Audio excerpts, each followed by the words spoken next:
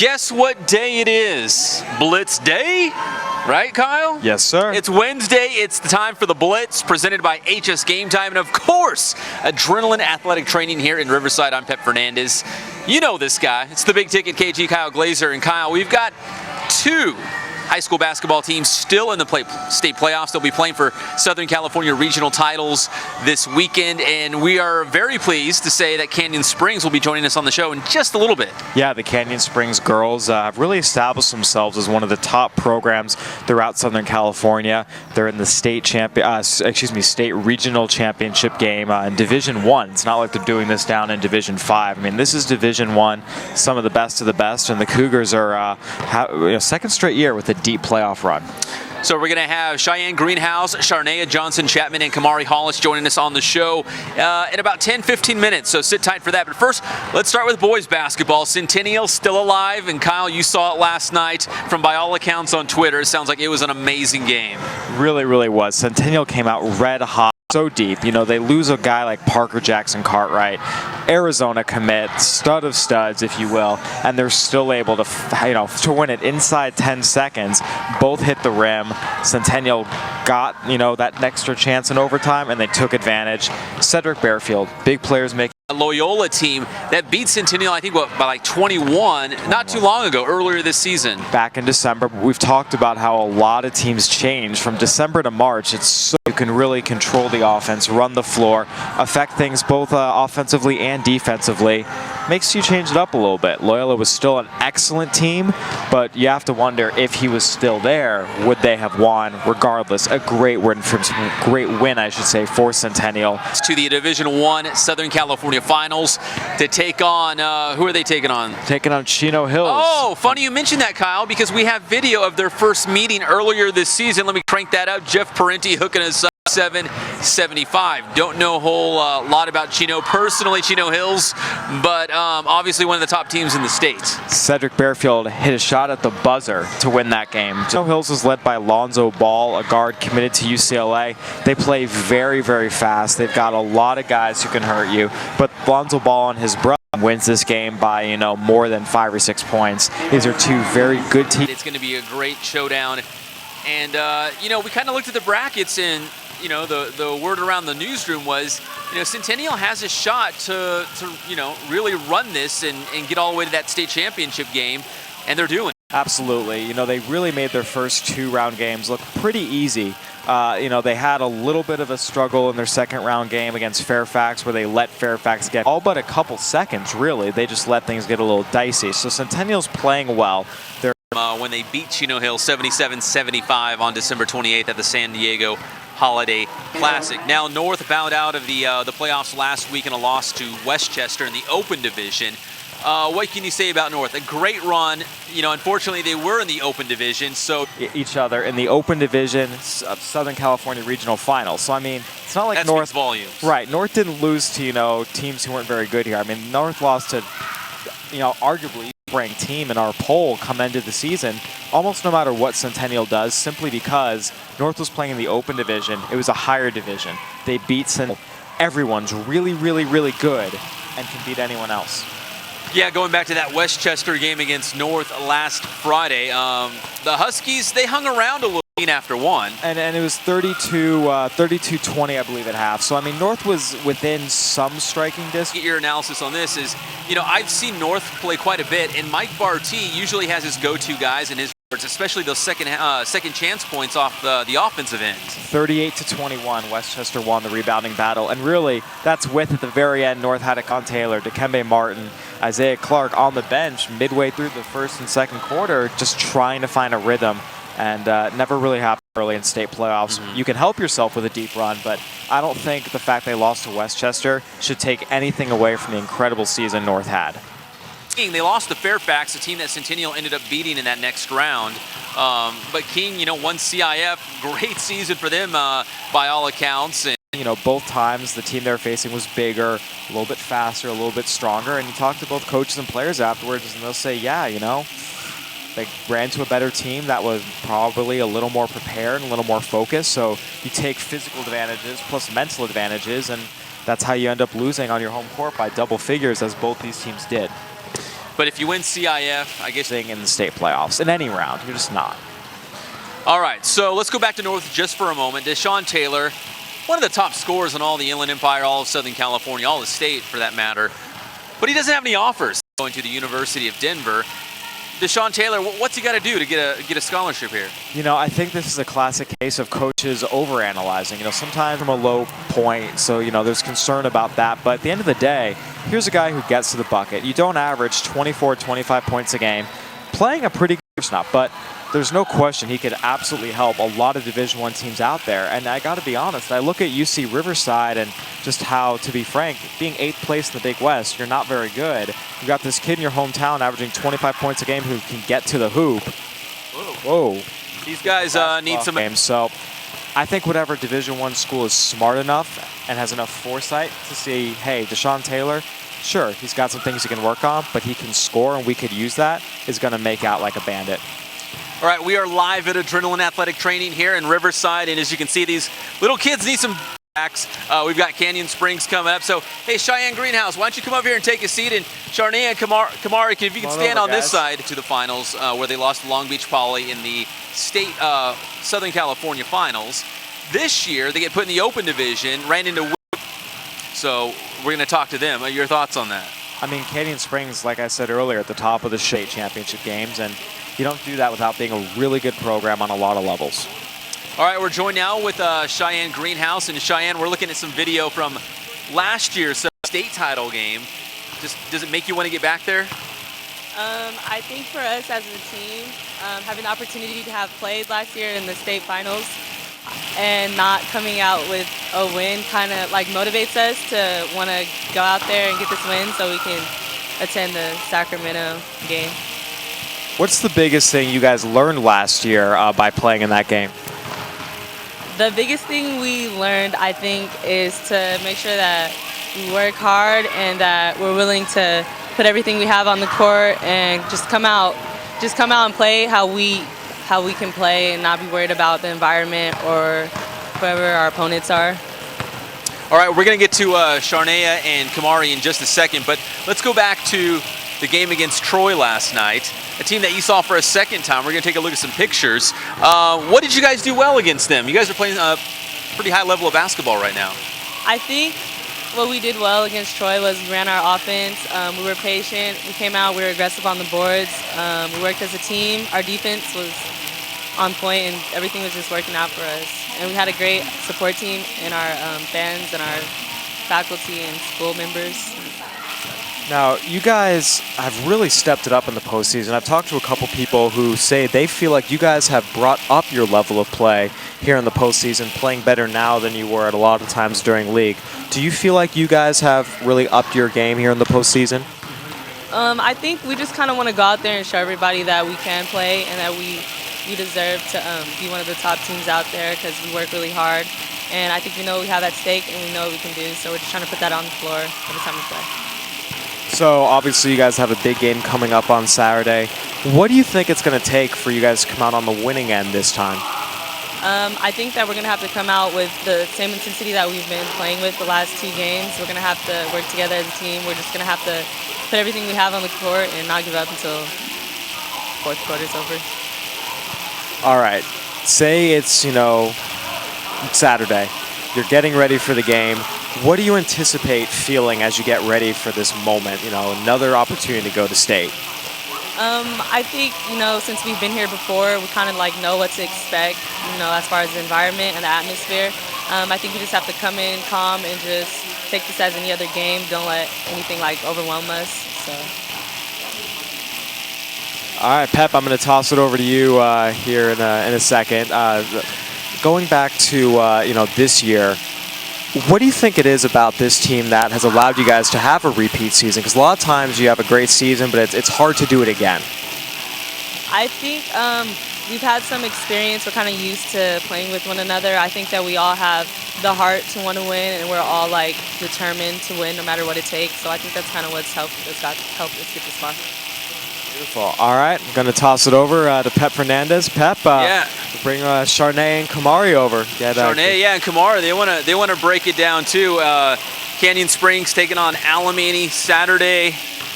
2 o'clock tip-off, right? Does that sound right? Yeah, at the big old Citizens Business Bank Arena in Ontario. Kamari, let's start with you.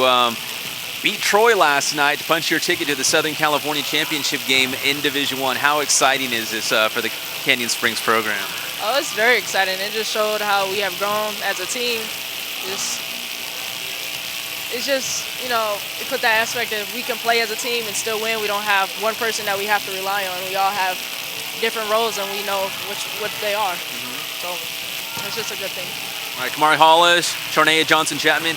Charnea, same thing. You guys beat Troy last night. Second time this season that you've beaten Troy. You feel like your team's playing really well at this point in the season and feel pretty good about going into Saturday? I think we feel pretty good. We're confident. We're working hard in practice, making sure we're doing what we have to do. And for the win against Troy, we feel that we stepped up and played the roles that we needed to in order to play as a team and be confident in ourselves. Now, last year I was at that game when you guys faced Long Beach Poly. Same arena, you know, the finals for Southern California. Guys came up a little bit short. For the returning players, does it drive you? I mean, it's like, man, I remember that game so vividly. We got to get back there and we got to rectify this. I mean, do you think about that game often, or is this just a completely new season for you? It's a new season, and we feel that we can use it as motivation, but we want to stay on path and keep our confidence up to think that we can get it. Same thing, Kamari? Well, I think about it every day. Okay, well, we're being honest here. I think about it. You know, it's just something that I really do not want to happen again. It's just, this game is just go back to redeem ourselves, just to kind of give us that motivation and let us know that we deserve to be here and we deserve to make it to the state championship, and that's our goal for the season. I looked on your schedule. I thought you guys played Alemany, but you didn't, right? You didn't play Alemany during the regular season. So what do you know about Alemany as you go into this game? Have you guys had a chance to talk about them yet, or, you know, kind of look at some film or talk about what they do well? We haven't talked about anything. Is it more about what you guys do well anyways? I mean, is it concentrate on your side? Yeah, we just go out and we play the way we know how to play, and if we go out there and play as a team, you know, we're unbeatable, I think. Now, on the onset of the season, was the goal, hey, you know what, we got to get back to state. We went so far last year. Let's take it one step further. Yes, that's our goal now. And at the beginning of the season, we were looking forward to coming and hoping that we got the chance to be here and be there. Yeah. Now you guys got put in that dang old open division for CIF, which is a great. I mean, it's great because they're taking the best of the best, and it's, you know, recognizing Canyon Springs as one of the top high school programs in all of Southern California, which is awesome. But you're playing the very best teams. Now, last year you won CIF, the Southern Section title, and your coach Gail Hale braided her hair. Do you remember that? Right. So if you guys beat Alemany on Saturday, go to state, is Coach Hale going to do anything cool? Yeah, maybe. She has to shoot for us. When we're in practice, she has to shoot. A jump shot.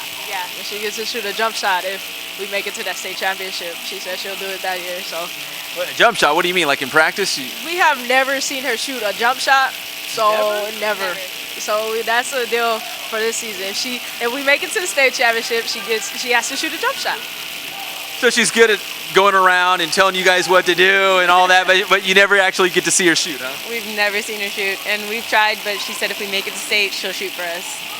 Do you think it's an ugly shot? I mean, what do you think's going on? I mean, what's Coach hiding? I mean, we've seen her run, so I don't know. I'm just psyched to see it because I know we can definitely make it to the state championship. All right, girls. So let's go to Saturday. What are the keys? What do you guys have to do well? What are the keys against Alemany to get that W? I know our biggest thing is playing as a team. You know, trusting in each other, playing hard. You know, it's 32 minutes. 32 minutes of our lives to get to Sacramento, and that's our biggest thing. We can't depend on one person to do it all, and we all have to step up and play our roles and play it well that day. I think another key thing is defense. Everyone has to be on defense, and we have to talk and make sure everyone's moving their feet and boxing out, getting the rebounds. Just defense, because defense makes our offense easier. Now, hopefully, anyone who's watching, especially if they're a Canyon Springs fan, they'll come out to Ontario, right? You want to get that place packed and get a lot of fans on your side? Oh, yes. I want it to be like an NBA game. Yeah. You know? Have everybody come out there. Just support us. You know, we'll put on the show, definitely. Same thing, Fernandez? Same thing. I want all of our fans, everyone who wants to get on the Rooter bus, come out and support. I just want to see Gail Hill shoot the basketball now, so that's why I want them to win on Saturday. So Canyon Springs versus Alemany, 2 o'clock, Citizens Business Bank Arena in Ontario. It's the place to be.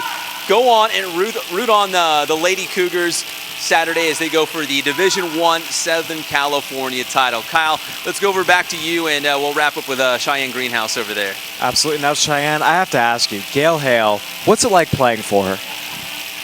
It's really fun playing with Coach Hell. I mean, she knows how to motivate us at the same time. She's kind of like, kind of funny, has her moments where she can be funny. She's always supportive of us, and she's always, just wanting the best out of us, so it's always good playing with her. Is there any specific moment that stands out in your mind that's like, oh, that's so Coach Hale, like over the years? Use the backboard. Use the backboard. That's Coach Hale all day. Now, how much do you guys want to also win for her? Because I know you guys are a really tight team, and this means a lot to her as well. I think we want to win for ourselves as well as Coach Held. I mean, this will be the first time in school history, so I mean, if we do win, then I think it'll be a great experience. And no one has ever seen her shoot a basketball. Never? No one has ever seen her shoot. And you've tried? I mean, Coach, come on, let's see it. Let's put up some shots. Yeah, we've tried. She just refuses. I don't know. Man, it's a mystery, Kyle. We just, dove into something here. So if you guys win, she's going to shoot. Yeah. So if you win, not state, but just here on Saturday, right? Yeah. Okay. Is that motivation enough right there? It is. It's motivation in itself. All right, well, thank you so much for joining us. We appreciate it, of course, and best of luck on Saturday. Cheyenne, thank you very much. Appreciate it. All right, Cheyenne Greenhouse, Sharnea Johnson-Chapman, and Kamari Hollis from Canyon Springs joining us here on the show. And they've got Alemany on Saturday, and like I think it was Kamari who said that, we're not really sure what Alemany does, but it really doesn't matter what they do. And Kyle, in any game, doesn't it really boil down to what your team does anyways, and kind of, I'm not so high on that. I think you need, a lot of times, you need to know your opponent's strengths and weaknesses, know what to exploit, because I think there's going to be matchups where you can do everything right, but if the opponent matches up with you, well, it doesn't matter. But in the case of Canyon, talking about a great division and one of the most athlete-rich areas in the country, and Canyon Springs is really becoming a known school, known power, if you will. I was looking through some teams competing in baseball with Norco and Redlands East Valley, and I think in girls basketball we're really starting to get that with Canyon Springs. Here's my theory, and this goes for girls basketball or any sport for that matter. Impose your will. If you like to play up tempo and the other team likes to slow it down, you play up tempo and force them to do what you want to do. Granted, you're right. You got to attack the other team's weaknesses, but just be you. So if Canyon Springs, if they're going to run their offense and play their style of defense, and it doesn't fit what Alemany does, doesn't matter. Impose your will.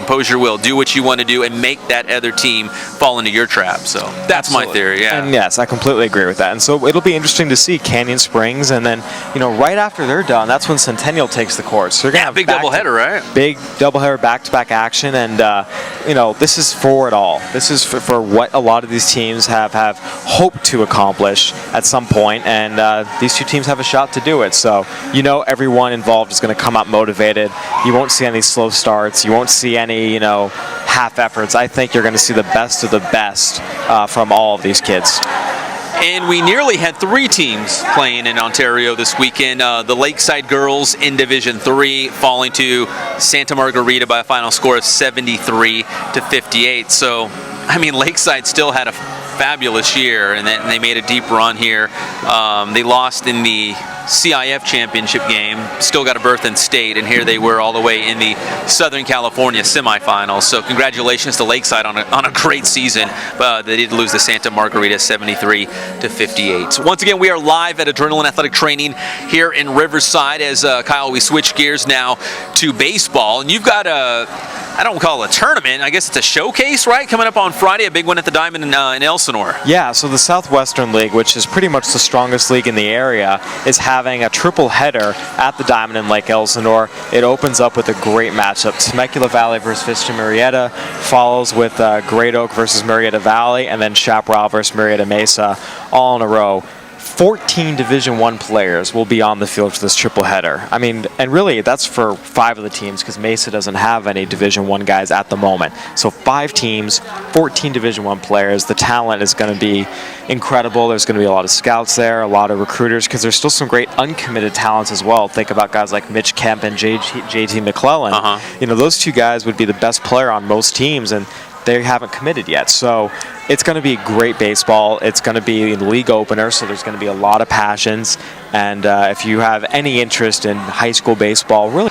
Unlike maybe their basketball team who goes, looking in their own backyard for that top talent, the UCR baseball team maybe struck gold with a couple of these guys. Absolutely. Ryan Lilly, the catcher, was known for his defense. He's come out this year, he's hitting .556, and he's doing that against... Pretty good for a defensive catcher right there. Yeah, and it's come against very good competition. Vista Marietta played a tough tournament, the Loara tournament, and won it, which was really impressive. And Lilly really... their starting pitcher, and AJ Sawyer, an excellent outfielder as well. So, yeah, UCR, I think their baseball program, it does an excellent job of not only finding local guys, but finding the right local guys. They know they're not going to get maybe the guys who are UCLA level are going to get drafted in the top 5 rounds, but they're still able to go out and find the second-tier talents who are still great baseball players. And I think that UCR and the baseball program, I think, consistently does a good job of mining it.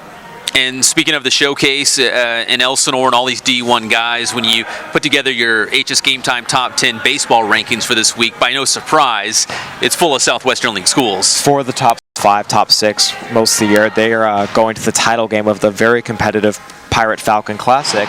Then Chaparral made the finals of the Chino tournament, and even though they lost big to Chino Hills in the title game, Chino Hills was ranked number 20 in the country. So... what are you going to do? I mean, Chaparral, just by making it there, Norco didn't get there, Redlands didn't get there, Pauley, Kaiser, all these other teams that you might think have better programs. No, inside the Southwestern League to be elite is Redlands East Valley, and they proved that today with a walk-off win against Broken Arrow out in Arizona. Oh, I'm so glad you mentioned that, Kyle, because here's the team right after that big win. Let's see, who was it? It was Ryan Williams. Yeah. It's called the Coach Bob Invitational. 105 teams, 2 weeks, a lot of great teams. And Rev is playing in the second highest division. Team they played today, Broken Arrow, has been ranked in the top 100 teams in the nation 3 straight years. Rev beat them.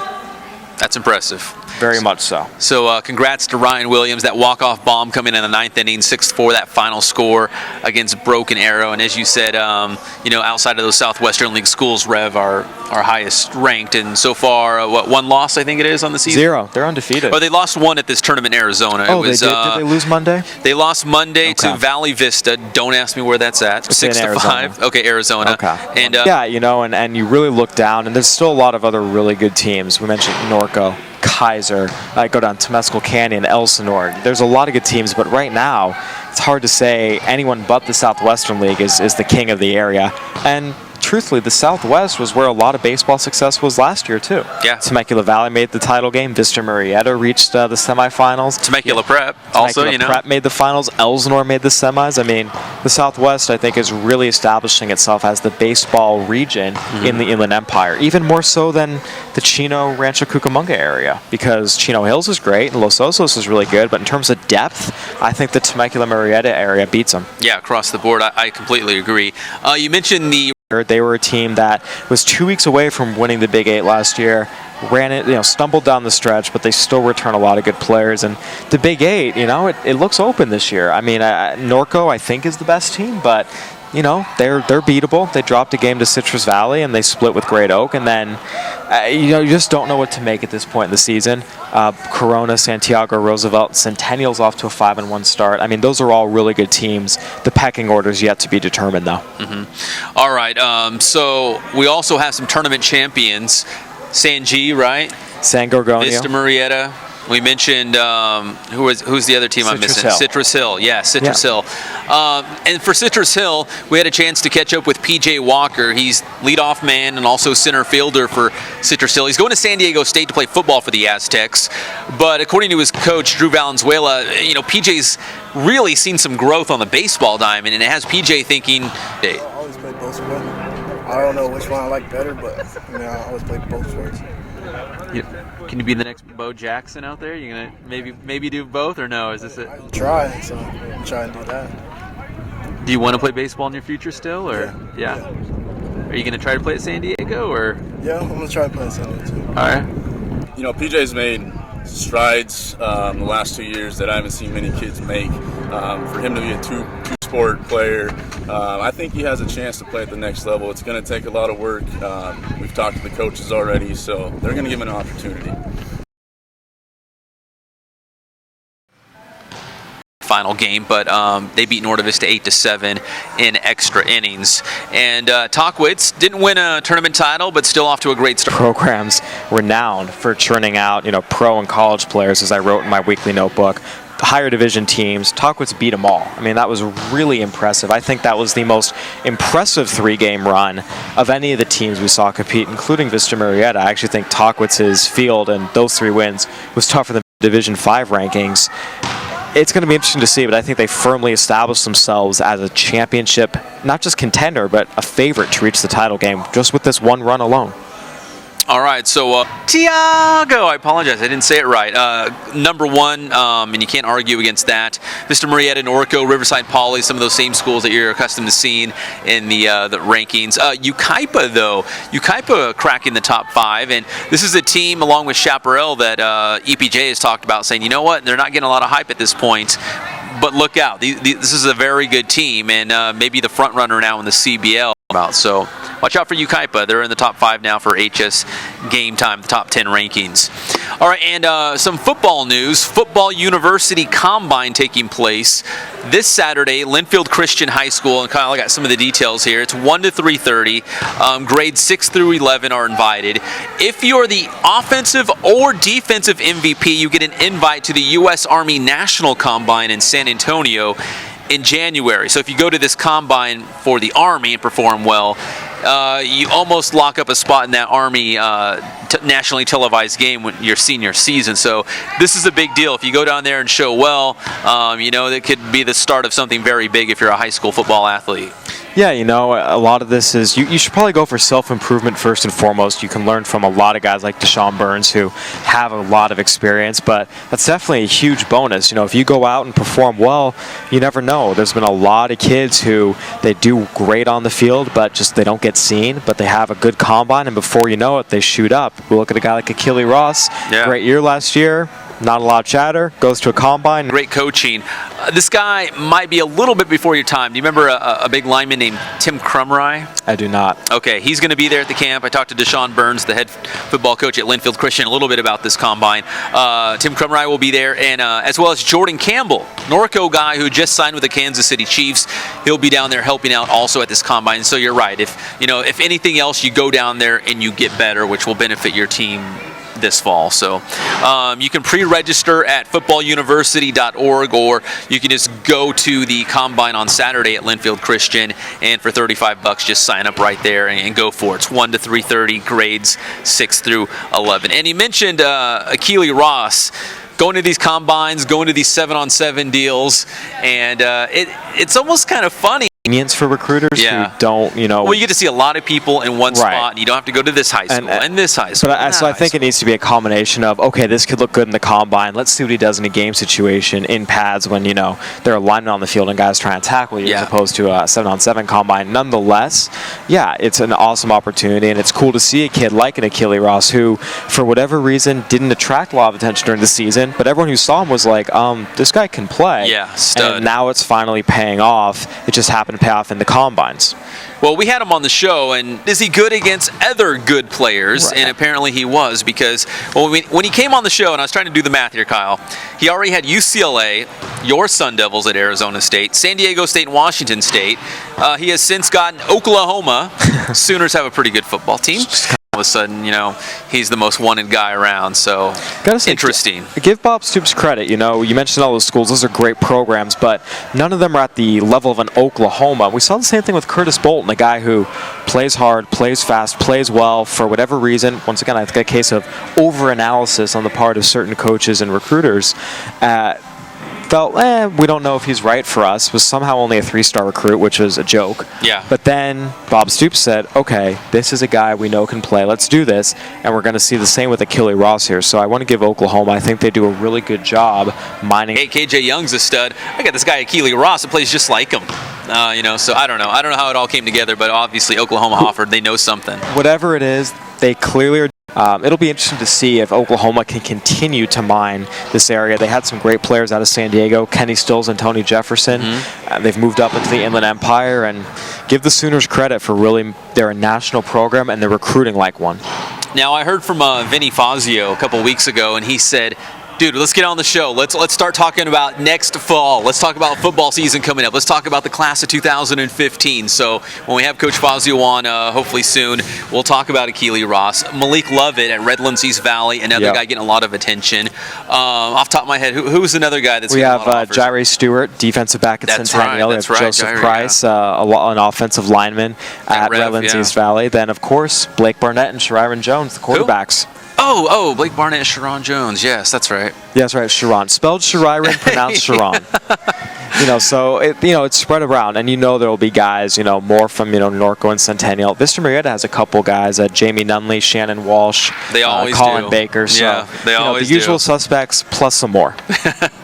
All right, so yes, we will. A lot of teams getting ready, to do their spring ball. I know the colleges are, and the high schools will ramp that up as well pretty soon and start their spring ball workout. So we'll talk about who to watch, the teams to watch, and as I said, Coach Fazio always fired up to talk football. So he wanted to get on here and start talking about who's going to be good next year. So we'll do that very soon. As soon as we get basketball wrapped up, because as you said, our track, our mind is like right on basketball. I'm trying to do everything. I'm covering baseball. I'm covering basketball. It's all a lot, but hey, we're hanging on. It's that lovely time of the year where the seasons cross over, and nothing against Centennial and Canyon Springs. We love covering them, but when they go deep into the playoffs and we're putting all our attention on them, it's like, oh, baseball season started over here. All right, we'll give them some coverage as well. So good luck to Centennial. They're taking on Chino Hills for the Division I SoCal title Saturday 4 o'clock, and right before them, the Canyon Springs girls taking on Alemany at 2 o'clock at Citizens Business Bank Arena. So we got to thank Sharnea Johnson-Chapman, Cheyenne Greenhouse, and Kamari Hollis for joining us here on the Blitz. Good luck to those ladies on Saturday as they go for the Division I SoCal title. Kyle, very exciting. Do you know if you're going to be out there yet, or are you doing baseball? I'm actually doing baseball. Jeff Perenni will be out there. I'll be out covering some CBU baseball, Cal Baptist. Just put you on the spot real quick. CBU, local guys on the team? Lots of local guys on the team. Almost all local guys on the team, actually. Well, there you go. Maybe we'll talk CBU baseball next week right here on the Blitz, and you can talk about the local guys. So there we go. All right, for the Big Ticket KG, Kyle Glaser, I'm Pep Fernandez, and we will do it all over again next Wednesday right here on the Blitz. A big thanks to Adrenaline Athletic Training in Riverside.